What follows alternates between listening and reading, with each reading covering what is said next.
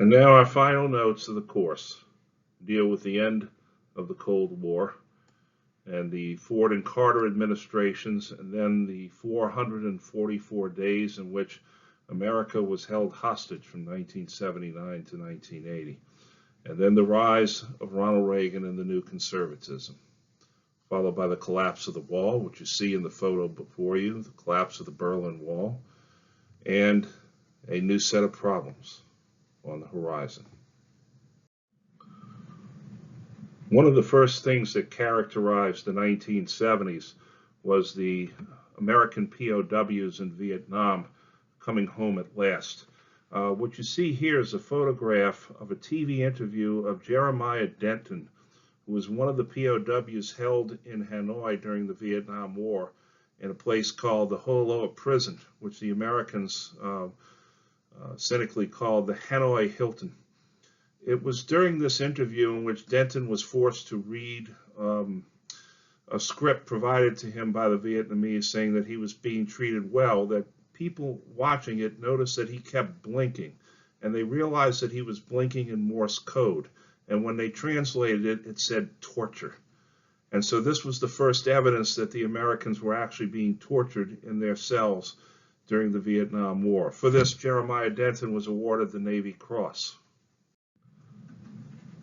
Eventually, the POWs came home, and the most famous of the POWs is the late Senator John McCain, whom you see here as a Navy pilot, and then in the hospital bed in prison at the Hanoi Hilton with his shoulder having been broken and reset 3 times. It's one of the reasons why he could never raise his hands higher than his shoulders, because of the treatment.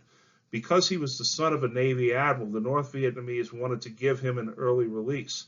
He refused and decided to go with his fellow captives throughout the whole ordeal, which was incredibly torturous.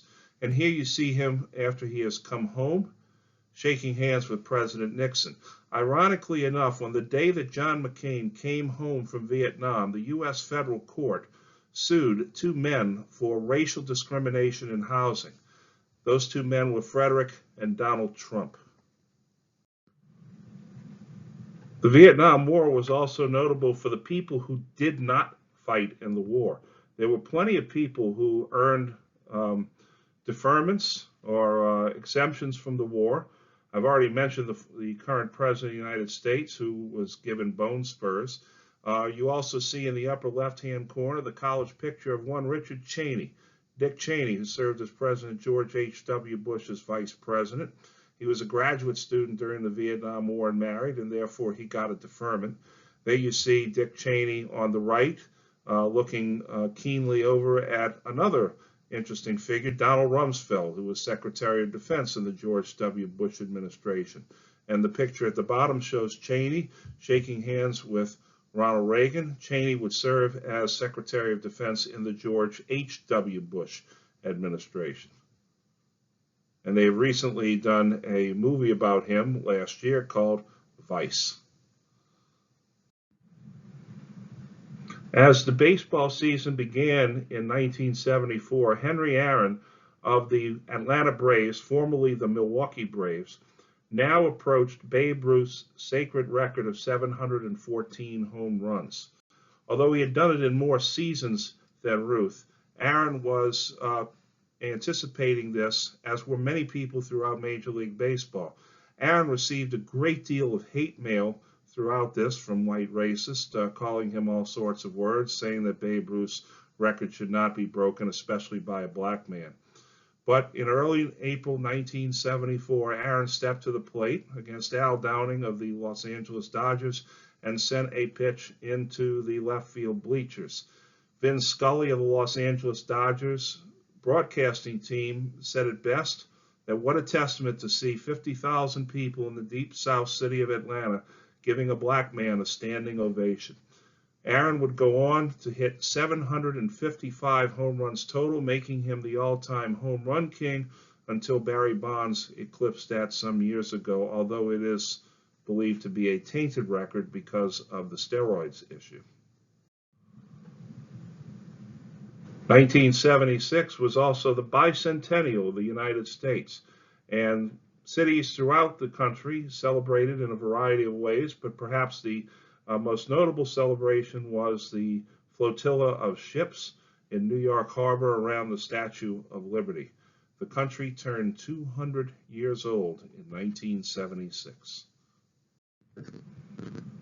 Many who lived throughout the 1970s would say that the 1970s was a time of great ennui. That is, there was a sluggishness about the 1970s, sort of a sense of tiredness. We're coming out of the Vietnam War. We are, coming out of Watergate. The nation had this sense of we're fed up, we're tired. It was a tired time. And that's not the case throughout the entire 1970s, because the 1970s was considered to be a golden age of cinema. It was a golden age of music in many ways. Nonetheless, politically speaking, it was a troubled time. The presidency of Gerald Ford got off to a very rocky start because he made the decision to pardon Richard Nixon and prevent the former president from facing any sort of prosecution for his role in Watergate. Many questioned this. Ford justified it by saying the nation could not go through the turmoil of having a president put on trial.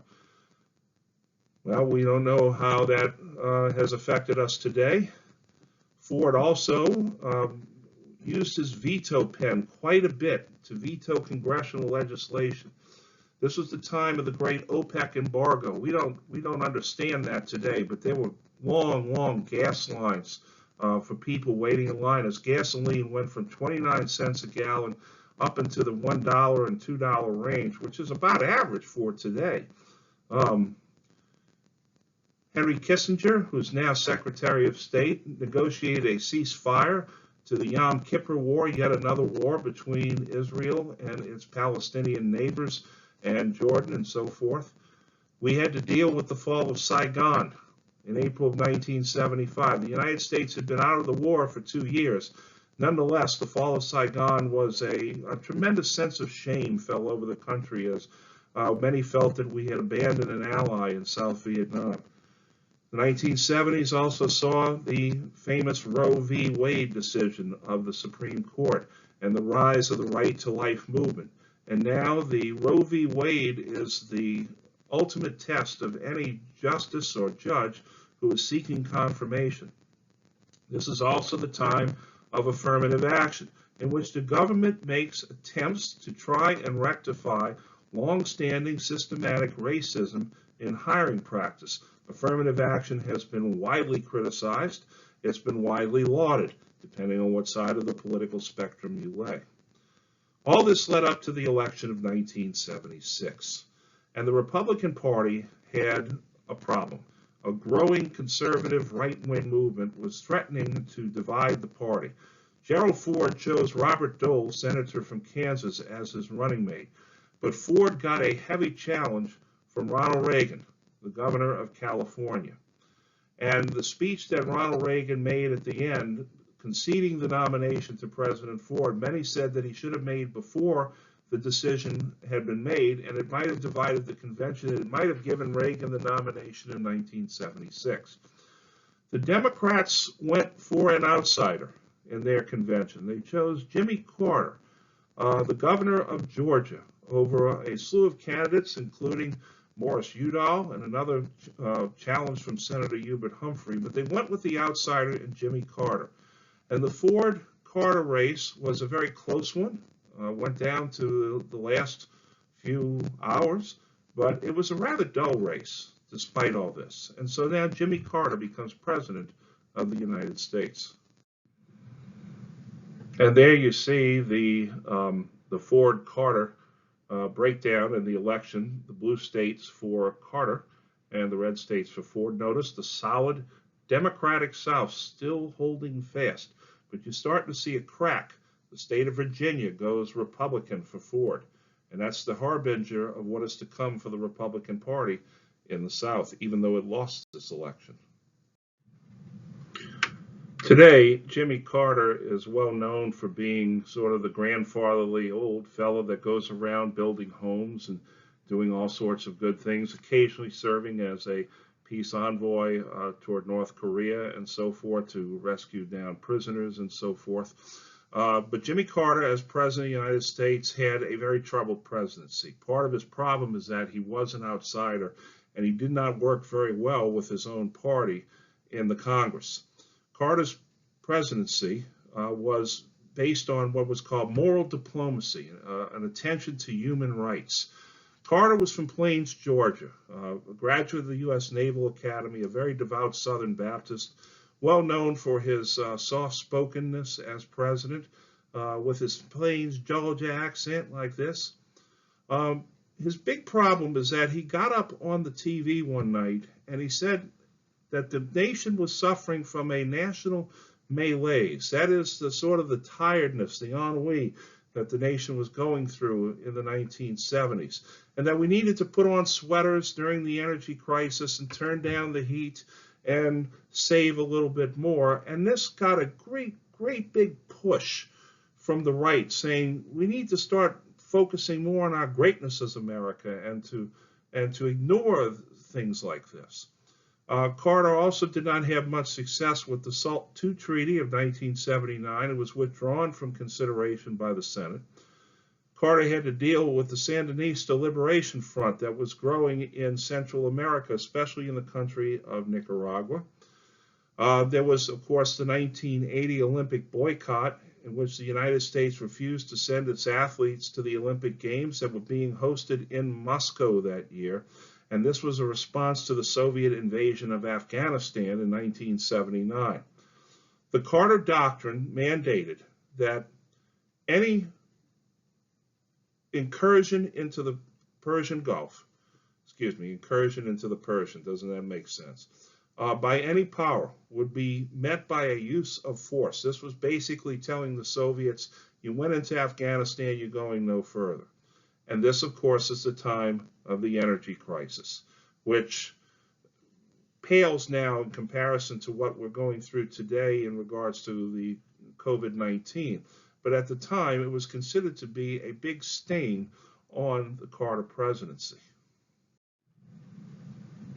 The darkest spot on the Carter presidency, though, was the Iran hostage crisis. Now, this is not to say that Carter's presidency did not have signature accomplishments. Perhaps its greatest accomplishment, and one of the greatest accomplishments of any presidential administration, were the Camp David Accords of March 26, 1979. Israel and Egypt, with their respective prime ministers, Menachem Begin and Anwar Sadat, came to Camp David, the famous presidential retreat in the Maryland woods.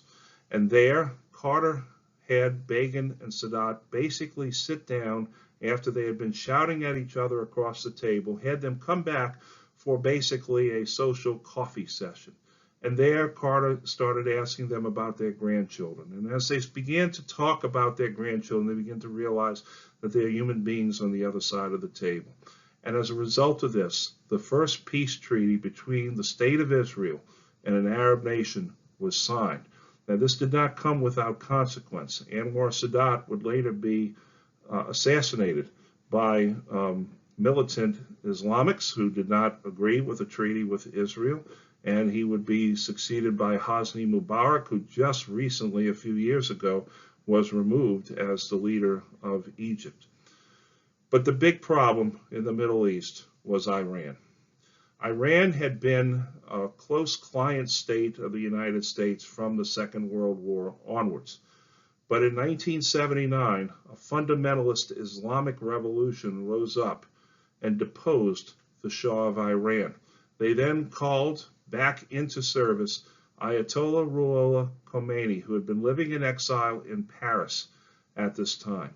And the coming of the Ayatollah to Iran meant that tensions between the United States and Iran would rise because Iran saw the United States as a great evil. Many in the U.S. thought that Iran would move toward the Soviet orbit, but militant Islam does not agree with Soviet communism, and so the Ayatollah was essentially playing both sides against each other. The Shah of Iran, the monarch of Persia at the time, now deposed, left Iran because he would have been put on trial and probably executed. And Iran demanded that he come back, and no nation really wanted to have him. But the Shah came to the United States in order to receive treatment for cancer. And as a result of this, militant students stormed the United States Embassy in Tehran, and they took 50 Americans hostage, U.S. Marines and civilian workers, and there they were held for 444 days. Several other Americans managed to escape via the Canadian embassy, and Ben Affleck made the famous movie about that some years ago. We did attempt to rescue the hostages. It was called Operation Eagle Claw. Unfortunately, a sandstorm in the desert caused one of the helicopters to crash, killing several U.S. military personnel who were going in to rescue the hostages. And so President Carter made the decision to abort the operation. There are many who believe that had Operation Eagle Claw succeeded, that Jimmy Carter would have been serving a second term as President of the United States. But history is history. The Iran hostage crisis held 50 Americans, but in truth, the entire nation was held hostage, as news reports day after day counted the number of days that these Americans were held captive in Iran. In the picture in the upper left, you see one of the hostages, but I draw your attention to the figure that's circled. That is the former president of Iran, Mahmoud Ahmadinejad, who is well known for being a Holocaust denier and very militant against the Americans and managed to suppress the Green Revolution. There you see other hostages in the lower right, but in the upper right, the program Nightline on ABC actually began as a response to the Iran hostage crisis, and it was titled America Held Hostage, and was hosted by Ted Koppel, who has probably the biggest ears in all of network history. Ted's still alive, by the way. He's retired, and it was one of the great news broadcasters of his day. It would go on after the crisis ended and become known as ABC Nightline, and is still in operation today.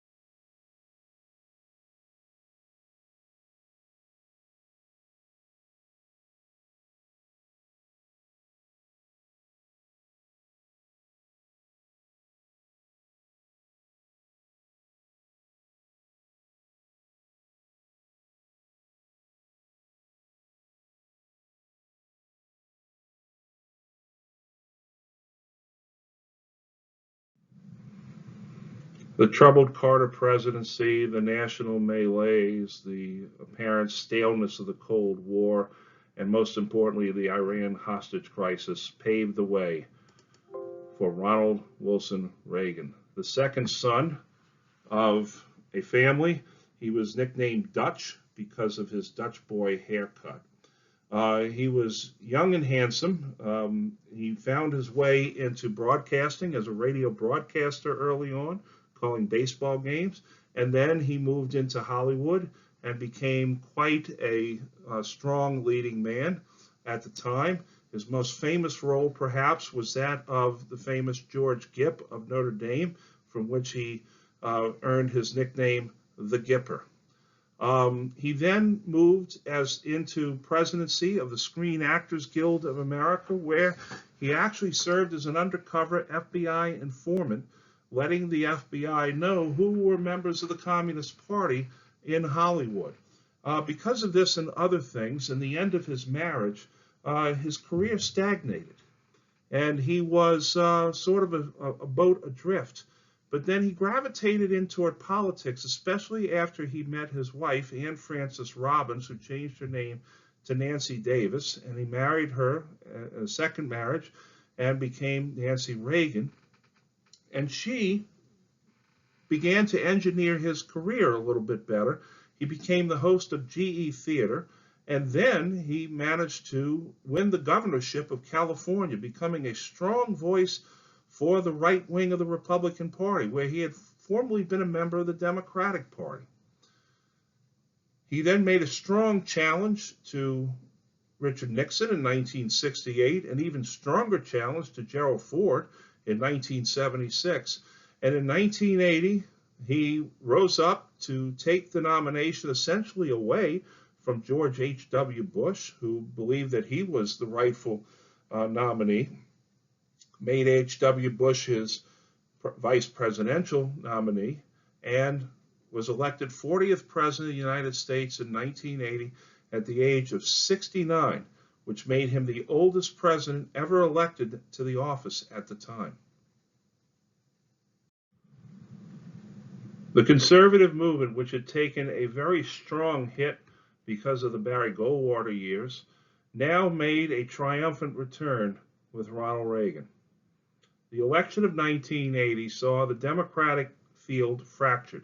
An incumbent president was once again challenged by a member of his own party, Senator Edward Kennedy, mounted at first a very lackluster campaign, but then grew in strength as the primaries went on, and he won 10 of the primaries and made a stirring speech at the end of the Democratic National Convention.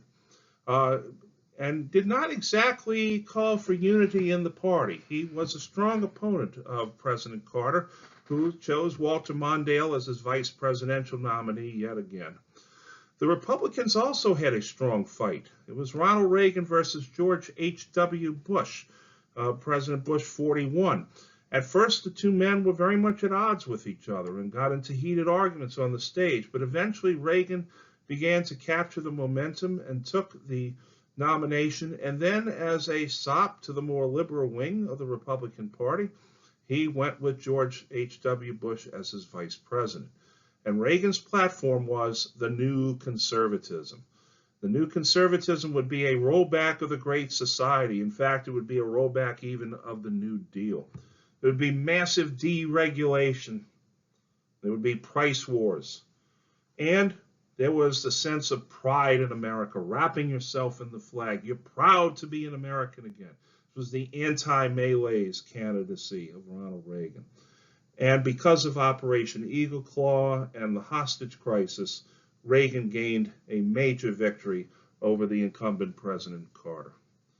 And all of this gave rise to what we call the New Right.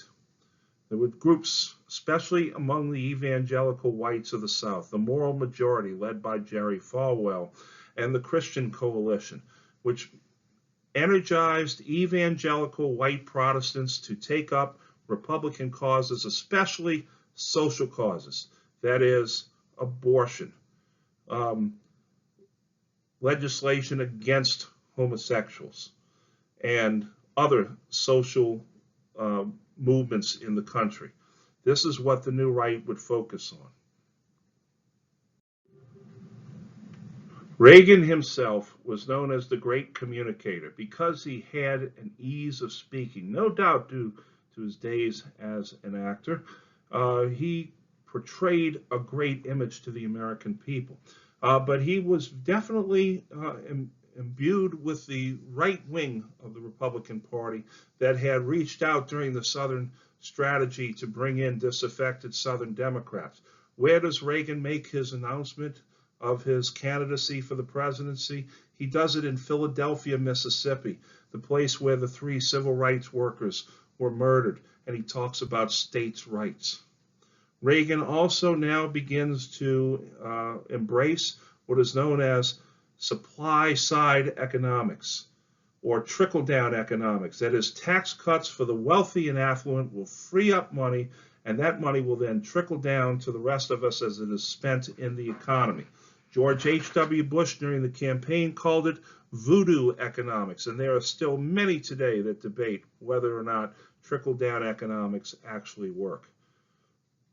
Deregulating industries, that is, taking down the protections for the environment that Richard Nixon had put up.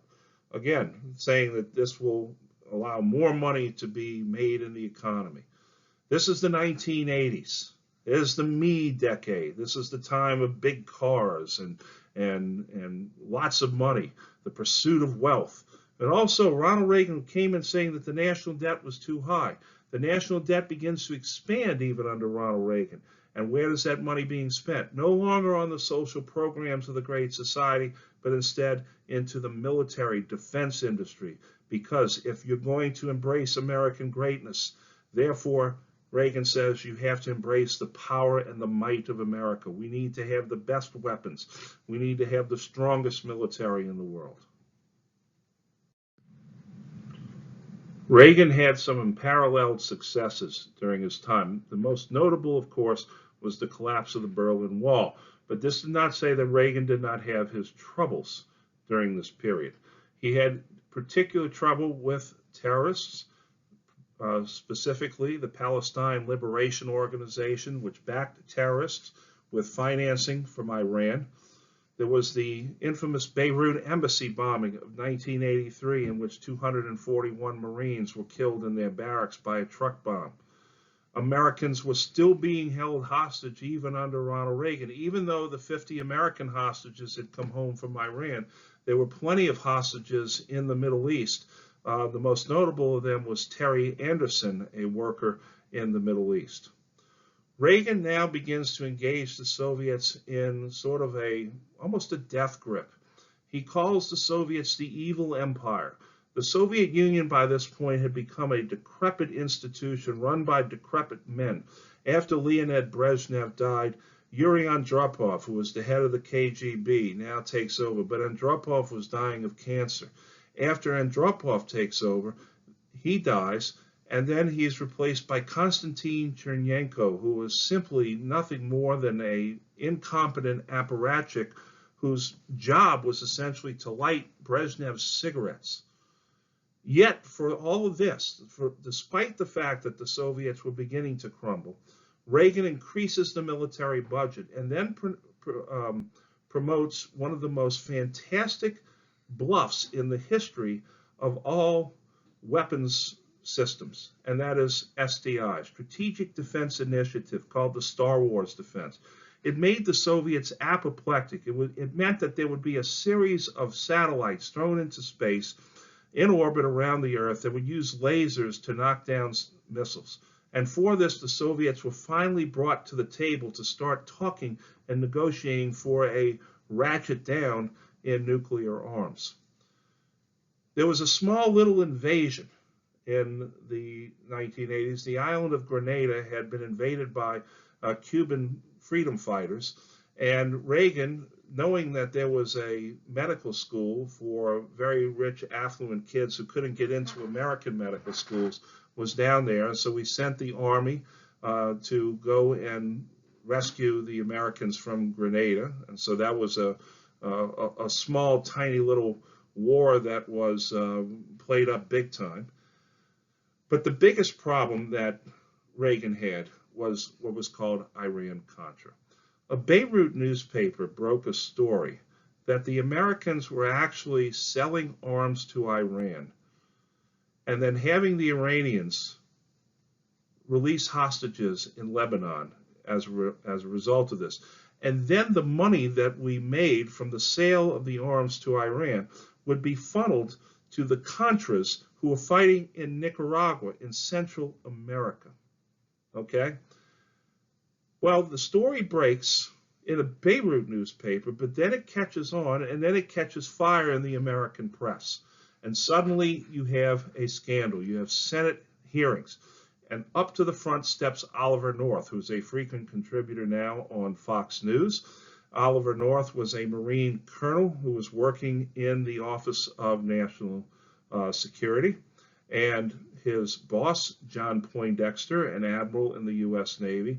And both of these men came before the Senate in long sessions over the summer explaining. Ronald Reagan had to go on TV and take responsibility for what happened, while at the same time denying that he knew beforehand that this was going to be the case. It almost brought down the Reagan presidency. It almost forced George H.W. Bush to resign as well, because he had a hand in all of this. And it was problematic because of the fact that Americans had a policy of no negotiating with hostages. Well, guess what? We negotiated for hostage release. And not only did we negotiate for hostage release, we traded arms for hostage release with an enemy nation. Reagan had survived Iran-Contra, just barely. And perhaps many would say that was a good thing, because now he was beginning to re-engage with the Soviets rather than simply try and outspend them and face them down militarily. He now begins to open negotiations with them, because in the Soviet Union, a new young leader by the name of Mikhail Sergeyevich Gorbachev takes the helm. He was the youngest member of the Soviet Politburo. He was energetic.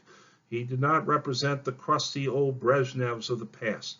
And he understood that in order for his Communist Party, and he was a dedicated communist, to survive, that there had to be changes within the Soviet Union. And he calls this glasnost, which means openness in the Soviet Union.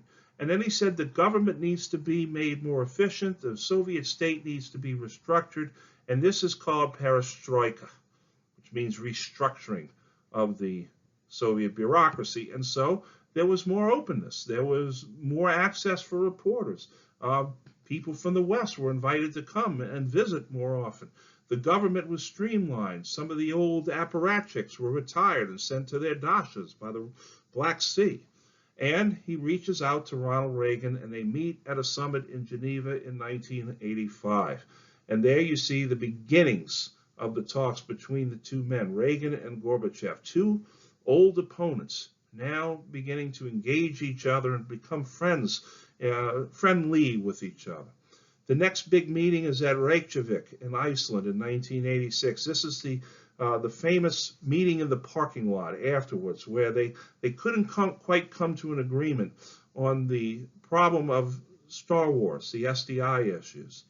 But they agreed to meet again, and Gorbachev comes to Washington in 1987, and there they signed the treaty that removes intermediate range missiles from Europe, to remove the specter of nuclear annihilation from Europe itself.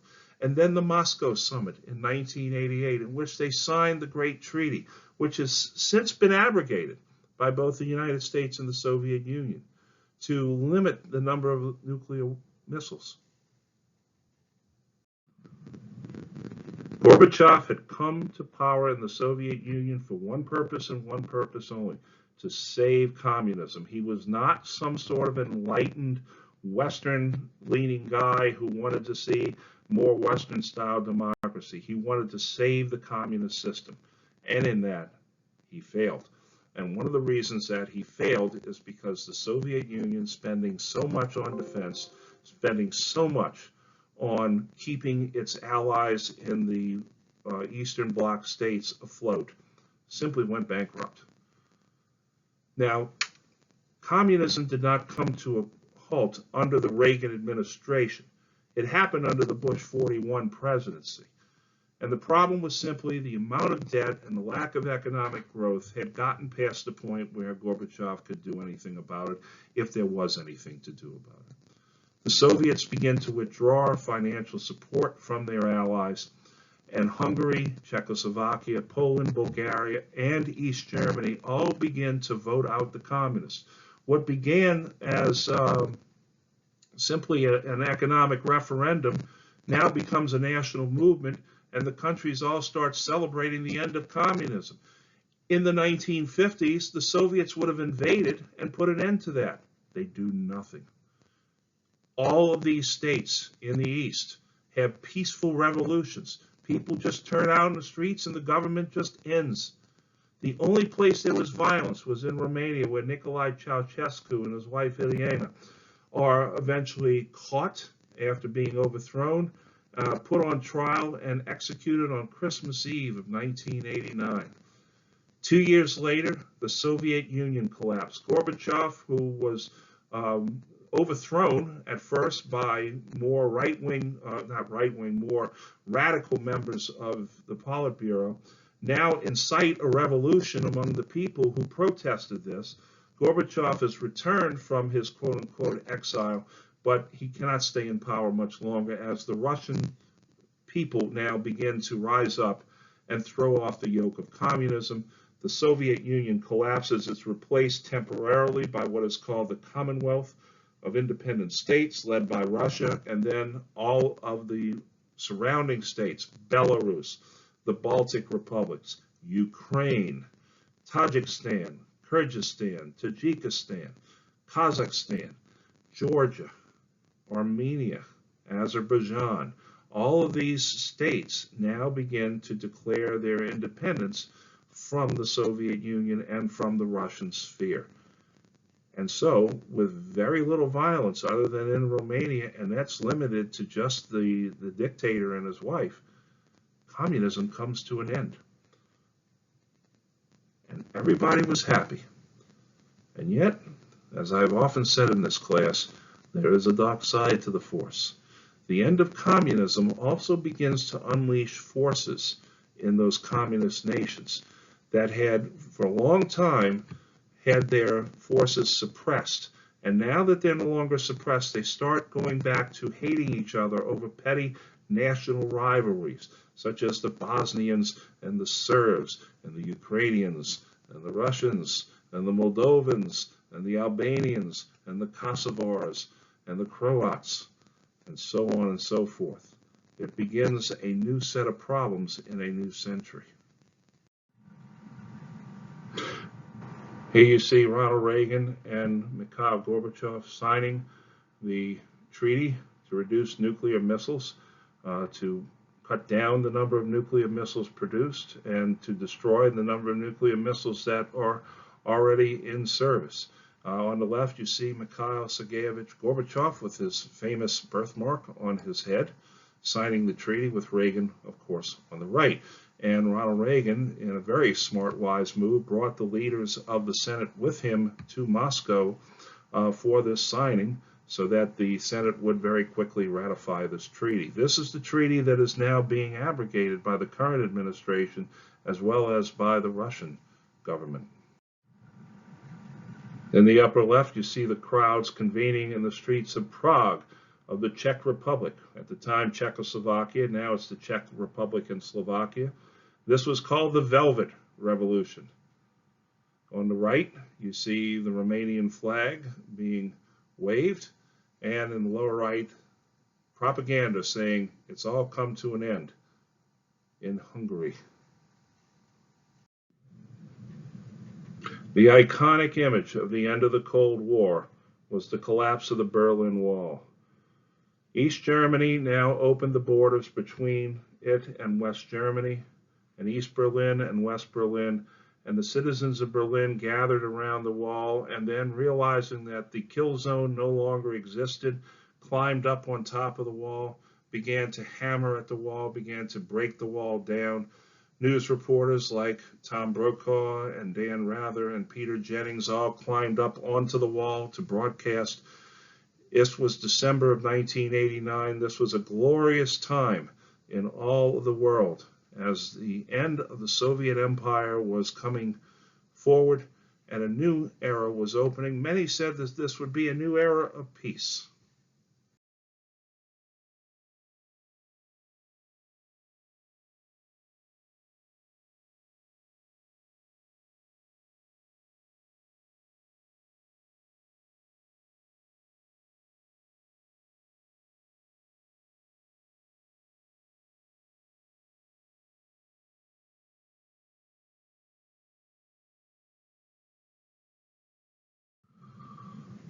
Unfortunately for the world, the end of communism did not mean the end of troubles.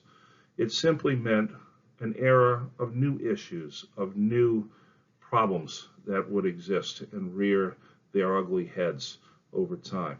We have studied throughout this entire course that moments in history, that events, that people, and wars, and economic crises, and so forth, institute great changes throughout the country, throughout the entire world. The United States adjusted to the end of communism by becoming the sole superpower in the world. But it found out very quickly it could not be the police officer of the entire world, and that the entire world, there were portions of it that did not want the United States as its police officer. Militant Islam in the Middle East, problems with North Korea, problems in South America still exist to this day. And as each crisis looms and as each crisis is addressed, the United States continues to shift and to change and to alter its basic outlook. And that is what we have studied throughout this course, that with every major event comes great changes along with those resolutions, and that the next issues of the next day and the next era and the next decades and so on are going to present themselves with new issues for this country, both politically, socially, culturally, in regards to gender, and in regards to race. And so it is my hope that throughout this entire course that you have been able to understand in part and hopefully in full that the history of the United States is a very complex one, and it is one that has taken many turns and many divergences throughout its period. I wish to say thank you to all of you all who have put up with the coronavirus pandemic and done the best that you could throughout this semester and have excelled in some ways. I hope that I will see some of you all, especially history majors, in my classes down the line. I will be available again on Thursday from 10 o'clock to 4 o'clock to talk about grades and to talk about the coming final exam. Take care of yourself and make sure you wash your hands.